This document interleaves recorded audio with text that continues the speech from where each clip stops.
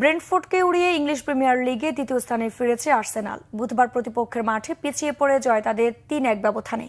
এই জয়ে league leader লিভারপুলের সঙ্গে ব্যবধান ৬ পয়েন্ট নামিয়ে এনেছে মিকেল আর্তেতার দল। ব্রেন্টফোর্ডের মাঠে বল দখলে আধিপত্য নিলেও আক্রমণে খুব একটা সুবিধা করতে পারছিল না আর্সেনাল। সে সুযোগে ১৩ মিনিটে খেলার ধারার বিপরীতে গোল করে এগিয়ে যায় স্বাগতিকরা। ব্রেন্টফোর্ডের গোলদাতা ব্রায়ান এমবিউমো ২৯ মিনিটের সমতায় ফেরে সফরকারীরা। বক্সের বাইরে থেকে থমাস পার্টির শট গোলরক্ষক চাপিয়ে ঠেকালেও হেডে জাল খুঁজে নেন গ্যাব্রিয়েল জেসুস। আর্সেনালের হয়ে সব প্রতিযোগী মিলিয়ে সবশেষ ৪ ম্যাচে ৬ গোল করলেন ব্রাজিলিয়ান ফরওয়ার্ড। দ্বিতীয়ার্ধে ৩ মিনিটের মধ্যে ২ গোল করে ম্যাচের নিয়ন্ত্রণ নেয় গানারা।